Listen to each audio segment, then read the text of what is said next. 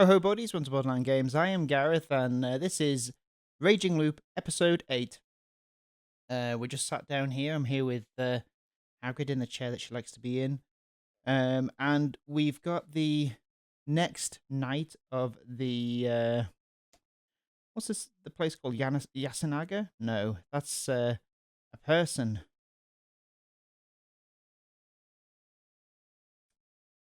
Yoshisugi-kun?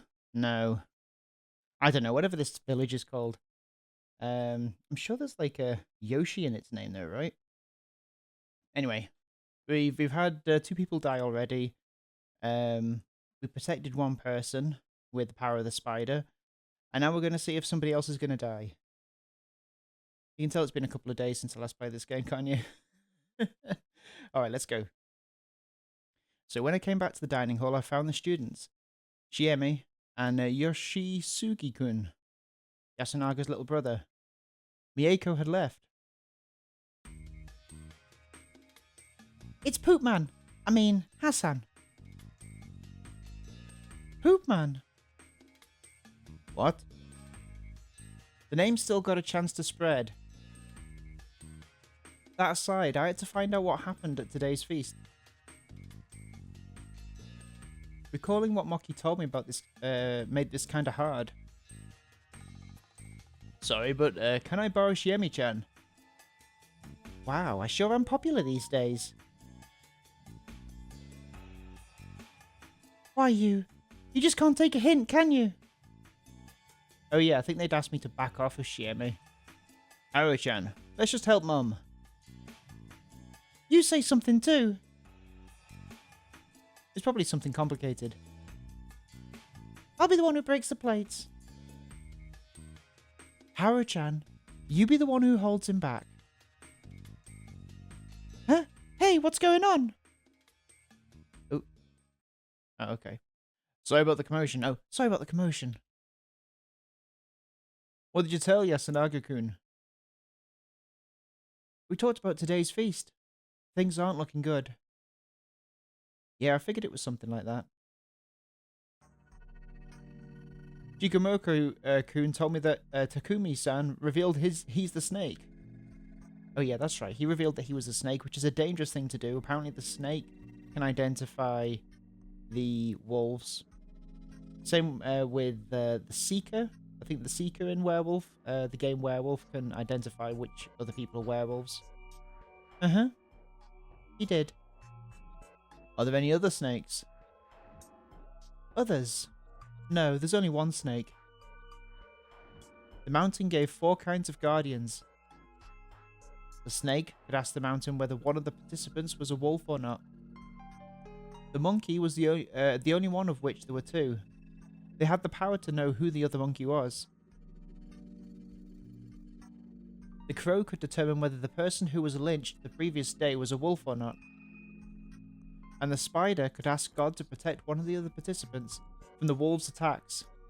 Honestly, if this so-called God really had that power, I'd complain to him that he should protect everyone. And as far as I knew, anyone who didn't have a guardian was either a powerless human or a wolf.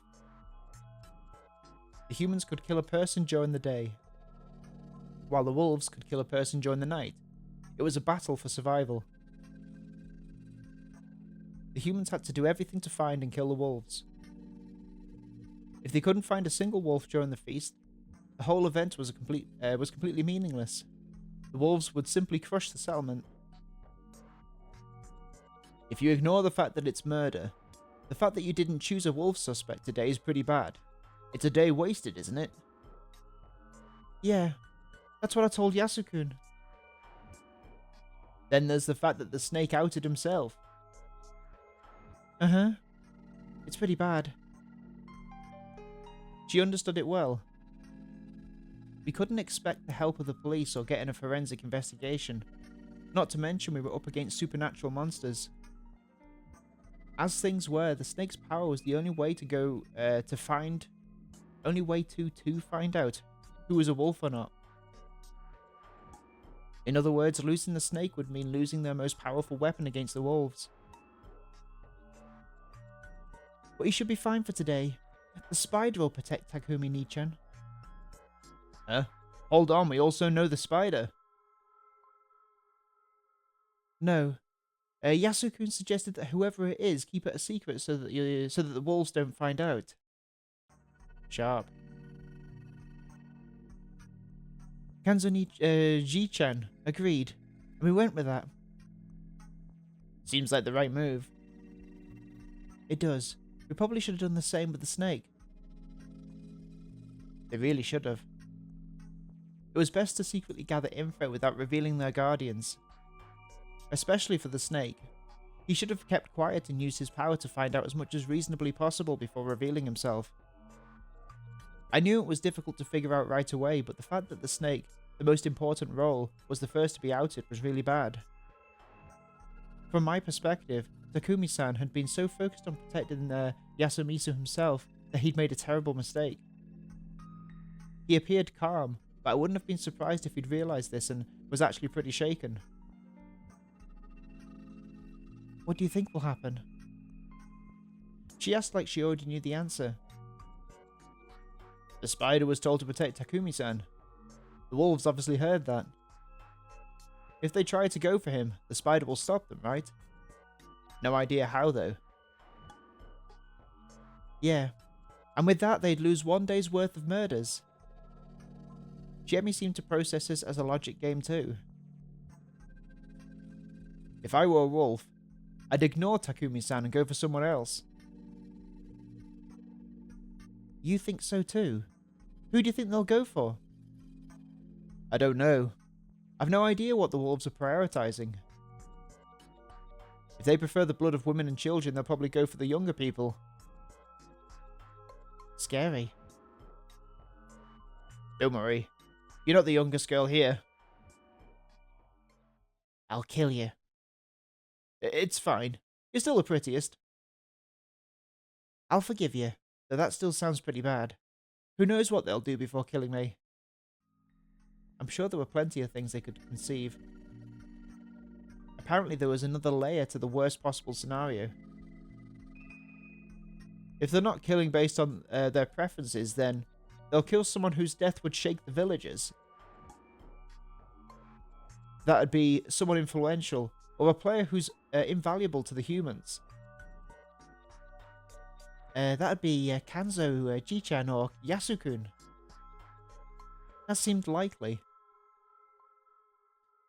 Yasunaga-kun was the only one who'd done something helpful for the villagers this time.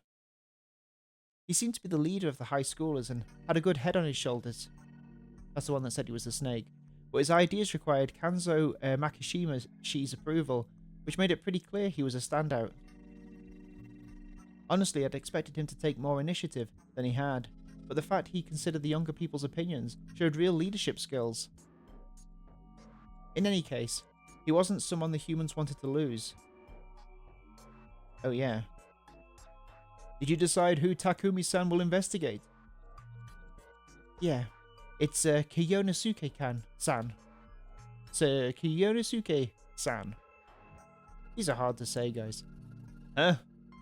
What's with that choice? What do you mean? He asked for it, and we wanted to prioritize those who were the least popular. It'd make them safer. I wasn't so sure about that choice. Those who were confirmed as non-wolves would have much more freedom to act. At the very least, they wouldn't be suspected as wolves, who were just trying to exploit the situation during the feast. That being the case, shouldn't they have opted to choose a potential leader to investigate? Well, I didn't really know if Kiyonosuke Satoshi had the skills, but from what I could tell, he definitely lacked the influence to lead. If they wanted to secure a reliable leader, they should have went for someone like Kanzo Makishimashi. But wait. If the snake's target is killed by the wolves, the snake's power will be wasted, right? The dead can be investigated by the crow after all. No, those killed at night are chosen by the wolves, so they're obviously humans. The crow can only investigate those chosen and killed during the daily feasts. Oh. See, makes sense. Whatever the case, perhaps investigating Kiyonosuke Shi wasn't that much of a mistake. Did that mean that they were actually doing a decent job? Well, it'd be pretty bad if Konzo Shi was the one to go. Shiemi looked gloomy.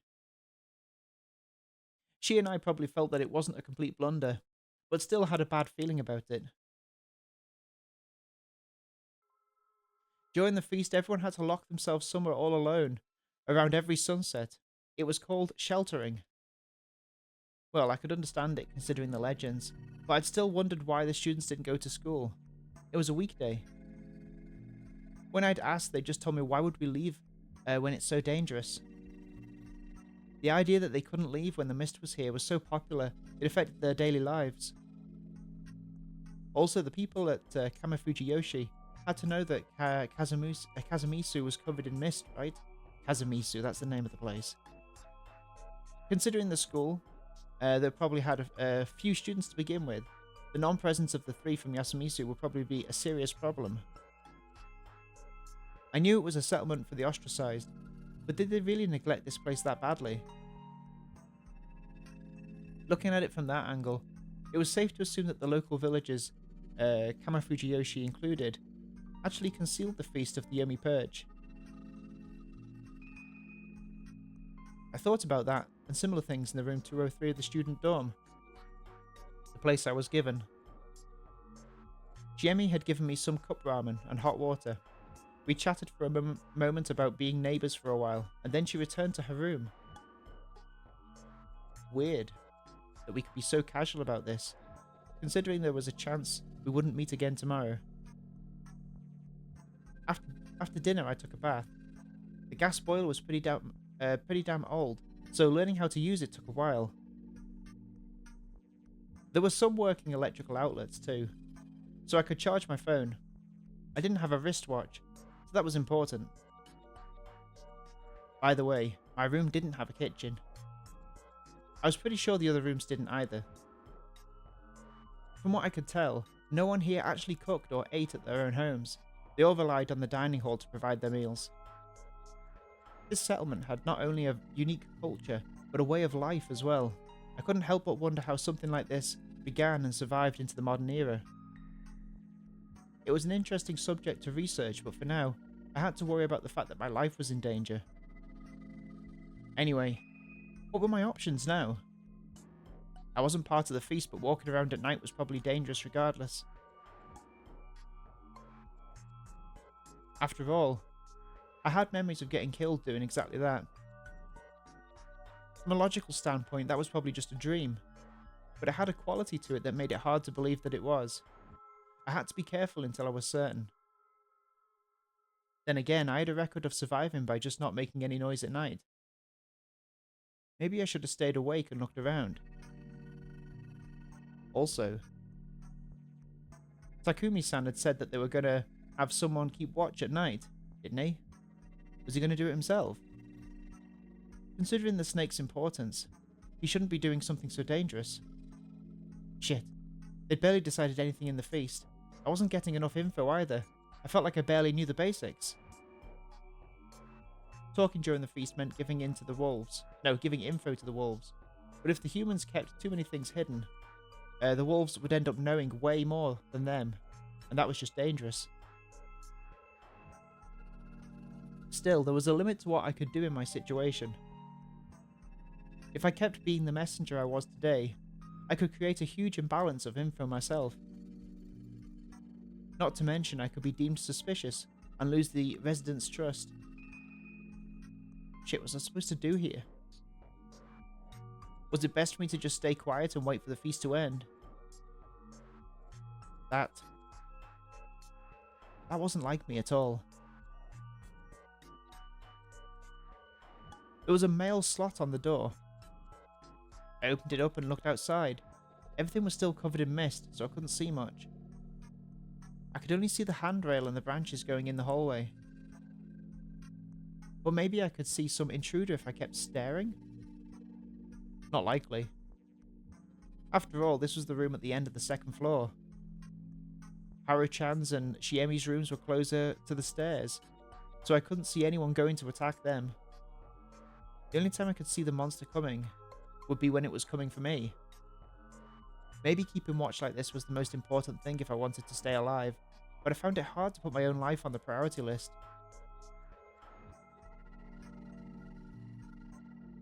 For some reason I felt like if I died I'd just go back to the starting point.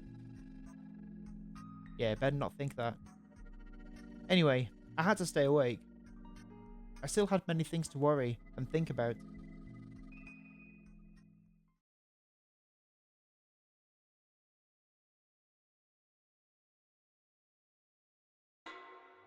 Next day. Wednesday. What? As I woke up and tried to move, my head rubbed against something tough, and then smacked into the doorknob. I writhed in pain. What was going on? Did I fall asleep against the door? Was I more tired than I thought? I was glad I didn't die and all, but this was a failure in my eyes. Sleeping in an unnatural position made my whole body hurt. I wobbled over to my fully charged phone. It was 6 o'clock. That was early morning for me. I'd have loved to just go back to sleep, but I was too curious about the feast. After washing my face with hot water and putting on my shoes, I decided to take a peek through the mail slot. Oh, outside I saw Shiemi standing there with a knife in hand. Oh my god. What's she doing there? I reflexively stepped back, tripped and fell on my ass. What the hell was that? There was a woman standing before my room with a weapon. I'd only caught a glimpse, but that was enough to conclude that I was dealing with a scene straight out of a horror movie. What could have prompted this? Did she suspect I was a wolf? Or was she a wolf herself? Why would she need a knife? She knocked on the door, making me squeal a bit. Squeal. Haruaki-san, are you awake? Would she kill me if I replied? Wake up. I need a hand checking on everyone. By the way, I'm armed, but it's just for self-defense. Say that sooner, damn it. Oh, so you are awake. Don't worry, I just put the weapon away. I hesitantly peeked through the mail slot and saw her hopping around, showing me her empty hands. After meeting up with Shiemi, we went around the dorm and woke up the students. All of them were alright. While they got ready, we went to the Nosato mansion, just because it was close. Yasumitsu was still misty and unpleasantly silent. I walked carefully, just like yesterday morning. I couldn't write off the possibility that a werewolf could jump out of the mist and tear me apart. It'd be over for me. I was walking ahead, dragging Shiemi by the hand, careful about where I was going. If something happened, and I got eaten or something, Shiemi would either fight back or run away.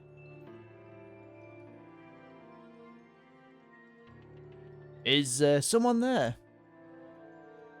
Oh, Nosato-san. It's Fuzaishi and Shiemi-san. Where? Oh, there. We peered through the mist and a gloomy frown appeared. Hey there. Looked like the mansion was safe. Of course. It's old but well protected. Not even monsters could make it in, surely. I see. Then can we all take shelter inside? Why should I let you? This is Yasumitsu's problem, not mine. I see. Good point. Then we'll just get moving and solve the problem, I guess. Huh? Wait. It's dangerous. We need to be in groups. Really? I was beginning to think this guy was best described as all bark, no bite. Though prideful and vain, he wasn't as smart as he claimed to be, as shown by his inability to take charge of the feast. Also, his fussy attitude was probably just him making up for his fear. It was entirely possible he was just putting on an air, and that the mystery of Yasumitsu, or rather Fujiyoshi, was actually scaring him. Anyway, we went downhill and met up with the students. Even a familiar road can be scary. Yeah, mists sure are weird. I can get naked and no one will be mad. Stop that, you fool. Haruhi Kashima was acting weird. Moki was definitely expecting a retort from her. She didn't say anything, and her face was so pale you could tell through the mist. Hanging her head, she was slightly shaking. Everyone else could see it too, but no one chose to address it. Questions would quickly become suspicious. Would become suspicions after all. Perhaps she was a wolf and did something horrific last night. As we all thought similar things, we suddenly collapsed to the ground. Are you all right? Don't touch me. Her hoarse scream shocked everyone. Haru-chan. Nii-chan, I just... Sorry, but right now I... Yeah, I can understand if you're on edge. Be careful about where you walk. We then slowed down. Haru-chan, not touching anyone's hands, was at the rear of the group. As we walked, trees and stones drifted in and out of visibility through the surrounding mist. Our vision was so limited it felt like the world around us was changing with every step we took. A tunnel of trees, a path of the paddy field, a stone platform, a concrete stairway. We walked between realms every passing second. I was still wondering about Haru-chan. What was on her mind? Was she afraid or wary? After descending for a bit, we arrived at the plaza. I see. All of you are all right. We met two more people in front of the dining hall. Are the elders sleeping in? Bachan's still getting dressed. She's not feeling too great right now. Let's check on those who aren't here yet. Come with me, Kyo. Why are you ordering me? Because we might need some manpower. Powder. Kuzuishi, you come too. This was the first time he'd ordered me to do something, but it wasn't a situation where I could be happy about him relying on me. Yes, of course. He probably had a bad feeling. Namely that he wouldn't be able to rely on a certain someone ever again. As I passed by Kaori-san, I heard her whisper, Yasunaga, can you help? With what, Mum? Finding Yoshisugi. He's missing. Oh no. Everyone probably had a bad feeling about this. The three of us guys checked the houses. Yasunaga-kun, Chiemi and Moki walked around the settlement. I mean, he was a dick, but I don't want him to be torn to shreds. We'd agreed to split up and start searching. The misty village was silent. I couldn't hear anyone chatting. I'd seen these buildings from the outside, but it was my first time actually walking in. The shabby buildings built using blackened planks were more or less buried in vegetation. Some were on the verge of collapse. The way their frames jutted from the mist reminded me of the carcasses of giant beasts. I walked on a line between the grass. A footpath, surely. I often heard something small jump in the grass. It was probably just some bugs or frogs, but it still made me flinch. Rikako-san lives here, right? Yeah. In that house. Shit. Why must she live in a place like this?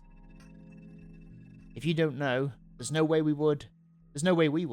I'd guess it's the Migarumas. To my knowledge, she moved to Yasumisu of her own accord, and there's no need for her to be here in the first place. Maybe she knew the mist was coming and came to cast a spell or something to keep it away. That sure didn't work, though. Takumi Moro, I don't mind you being disrespectful of me, but you should choose your words when talking about her. She's a legitimate Kamo Fujiyashi family head. Like I care. This is Yasumisu. She said it herself, didn't she? In the feast, we're all served on the same platter. Tch, Rikako-san. Rikako-san, are you alright?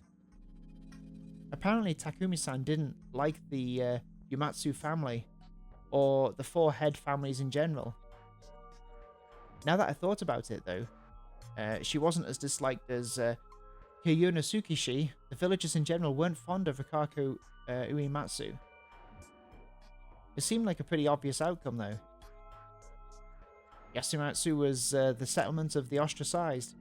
It was impossible for a member of one of the head families, who openly spurned them, to form a good relationship with the locals. Rikako-san emerged before too long. She was wearing her usual strange getup and she didn't seem any different from how she looked yesterday. I need to check on Mieko. We moved on to the next house.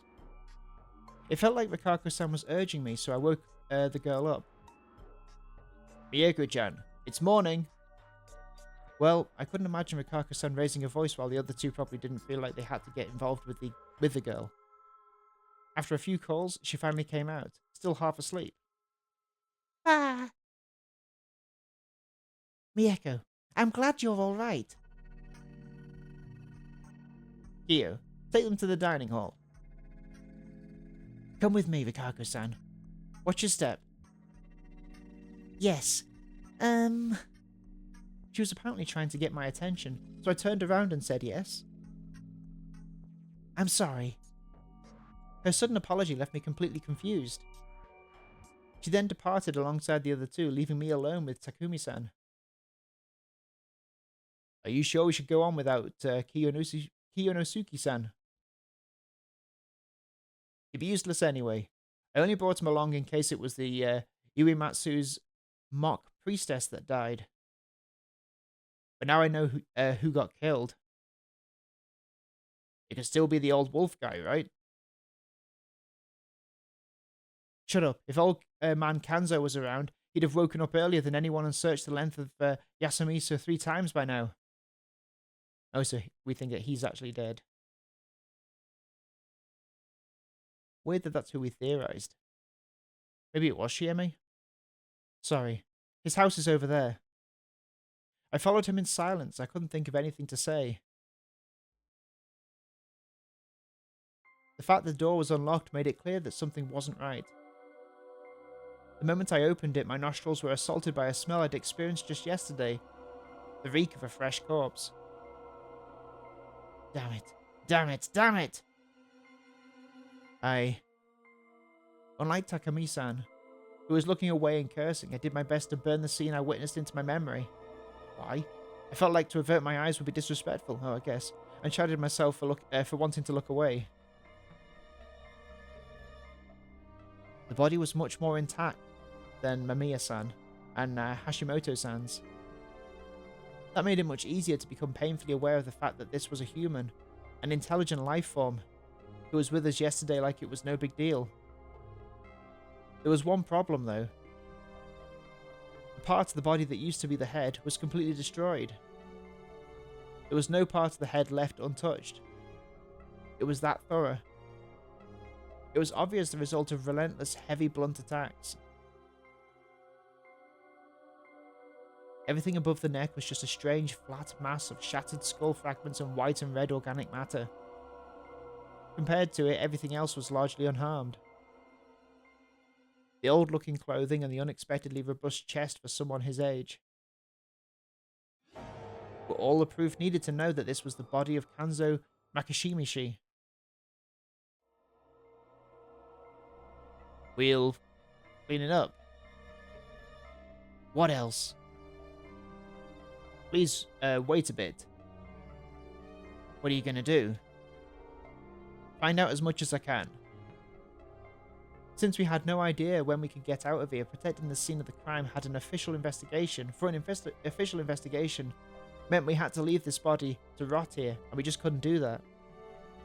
And considering the horrible state it was in, the villagers probably wanted to take care of it their own way as soon as possible. Not much I could do to stop that. Thus, I did my duty as someone without such obligations. This corpse was completely unlike the one from yesterday. While those two were destroyed completely, the damage on this one was focused on the head. The weapon clearly wasn't sharp. They'd used something blunt. The skin on his face was torn, but not sliced apart, and the skull was shattered. This was caused by repeated blunt attacks on the head. It wasn't my job to picture whether there was some profound grudge in this. The only clear thing here was that the wolves killed him using something blunt, not claws or fangs. And it was obviously done with dedicated intent, not accidentally.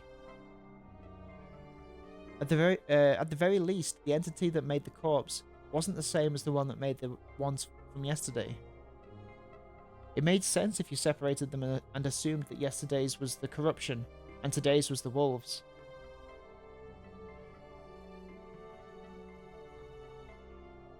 But the thing I'd seen when I was walking around at night that time had the appearance of a wolf. Or rather, a werewolf. If the werewolves were the ones bringing the corruption, the tale all this was based on would make even less sense. If the corruption was great, Lord Shinai's, the mountain god's punishment, it'd be weird for it to be delivered by the wolves. Holding back my nausea, I looked back at the corpse. Then I rolled back my sleeves and reached for the destroyed head. Hey, what are you doing? I'm pretty sure I'm wrong, but I'll still have a look. Decapitation meant body doubles. Mystery Writing 101. If someone brought in and killed a person with a similar build to Kanzo Shi's, then left him here, his death could easily be fake. Did Kanzo-san have a silver-capped tooth in his lower jaw? No, he didn't.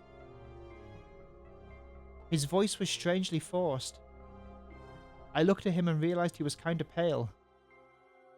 I might have overdone it. Still, I couldn't be soft in this situation. He was proud that he didn't need any crowns or anything despite being over 60. Why, did you find one? No, I only asked to prevent any misdirection. It's a healthy set of teeth. What the hell? The lower jaw was mostly intact, while the upper one was destroyed along with the rest of the head. Despite that, I saw a hint of the old man in the eyebrows, and the dark hair with streaks of grey in them. It was pretty clear it was the one and only Kanzo Makishima-shi, so it was probably pointless to keep thinking about the way he was injured. My hands were all messy. I'd have to wash them later. The corpse aside, Kanzo-shi was lying on some thin bedding, and there was no sign of a struggle. He was either instantly killed by the first attack or knocked out, laid here, and then killed. Still, it wasn't a corpse that was easy to make. The situation here was peculiar. One point I found curious was the fact that Kanzo-shi surely obeyed the shelter law and locked himself in. However, the lock on the door was still perfectly intact.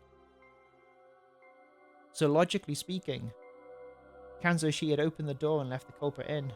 There was no sign of resistance, so it was probably done by someone he felt safe with. Which could be her. Who else would he feel safe with? The other older, I guess the older man and older woman, because they wouldn't pose a threat. Like anyone that he potentially feels safe with. Even the guy I'm with, he'd feel safe with. Anyone apart from me. However, if this was a normal killing, by the standards of the Feast of the Yomi Purge,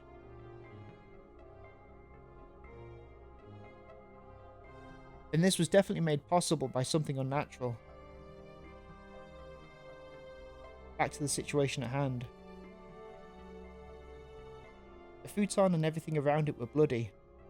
Obviously, but there was another strange thing about the crime scene, the dampness. Some spots were really wet, and clearly not because of the mist. It was like the murderer purposely spread some water here. Were they trying to wash away the blood splatter on them? But there was no point in doing it in front of the body. The footprints were faded. Were they trying to cover their tracks? It was still pretty visible, though. It was more like they put bloody footprints on a futon and tatami that was already wet. The shape of the prints told me that they weren't made by Western shoes, Japanese clogs, or wild beasts. They were just long ovals, reminiscent of those made by Zori sandals. There weren't many of them, though. Most of the blood was absorbed by the futon, but from what I had, I could tell that there was only one type of footprint.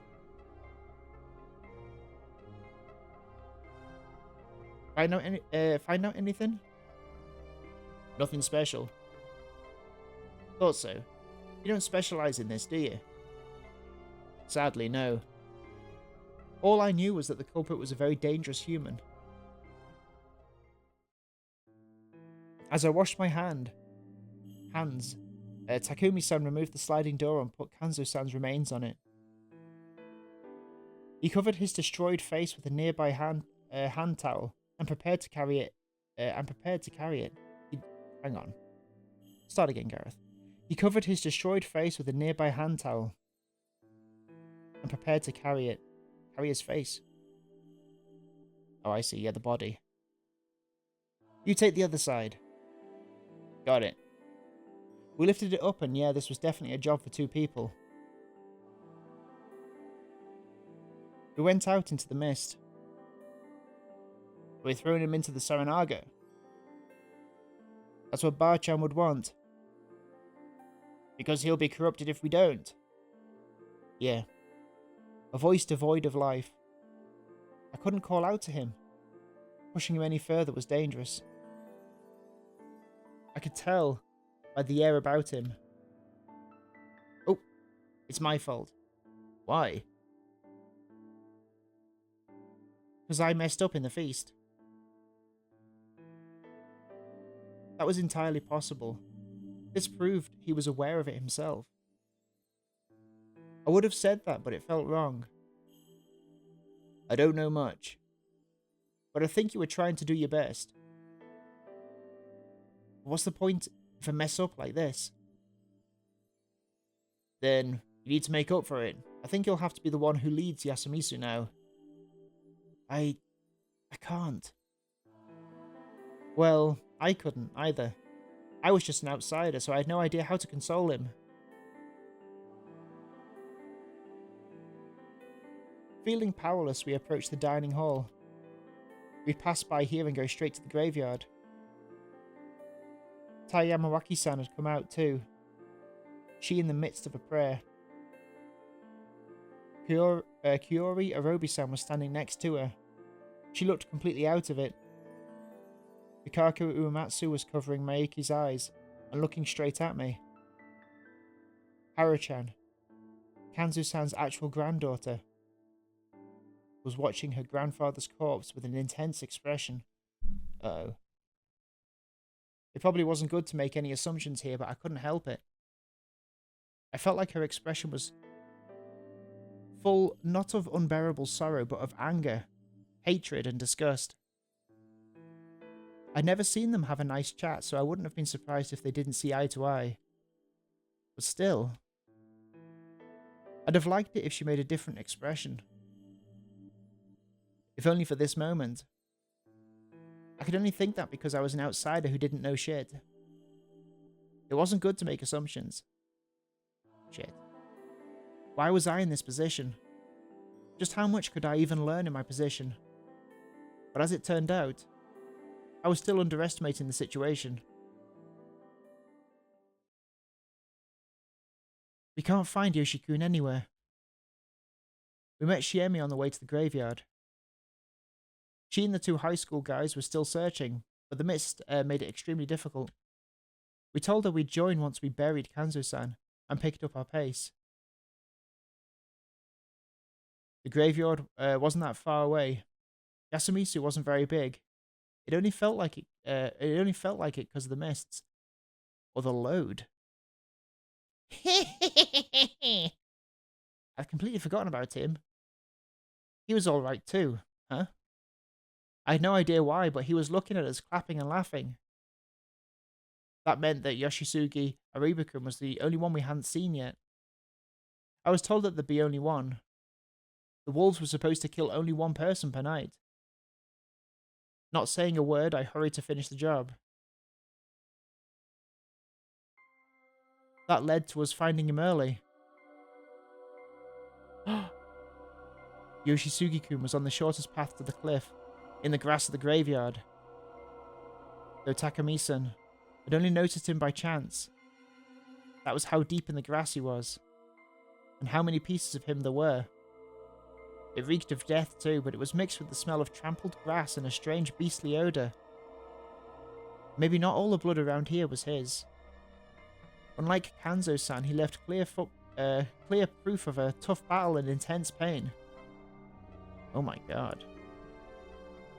Yoshi. You had guts. Takumi-san's voice was shaking. He picked up a soccer ball-sized object, his head.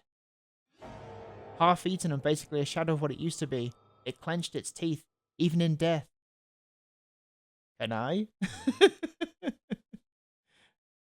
Can I be mother? Takumi-san gave it, Yoshisugi's head, to me, and I put my finger in its mouth. I was curious about what was stuck in there. What I found was a clump of beastly fur. He literally fought tooth and nail, resisting until the very end. Resisting what? Obviously the being that brought the corruption. It didn't take long for the news of Yoshisugi Oribe's death to spread across the village. I will never get used to these names. Okay. I'd heard that the pain of losing one's child was beyond any description. And apparently I won't get used to most words. Even so, Kaoru Obe-san broke down so badly it felt abnormal. The mild-mannered woman became a mad beast. We had to band up to keep her from running to where we found Yoshisugi-kun's body. We'd already gathered it up and thrown it into Saranaga after all. Takumi-san kept a tuft of the boy's bleached hair, which he gave to Kaori-san. She instantly put it in her mouth. What? Through her wailing and choking, she did her best to chew and swallow it. It was a wretched, gloomy, and miserable sight. Though it might have been an act born of ultimate motherly love. Whatever the case, no matter the shape, it was too late to try and bring her child back into herself, not to mention absurd and pointless. That was how it looked, in my eyes. Let's begin the feast. Alright, and we're going to begin the feast next time when we do another episode of Raging Loop. Thank you for watching this episode of Borderline Games, and I will see you next time. Have a good evening. Take care of yourselves. Bye-bye.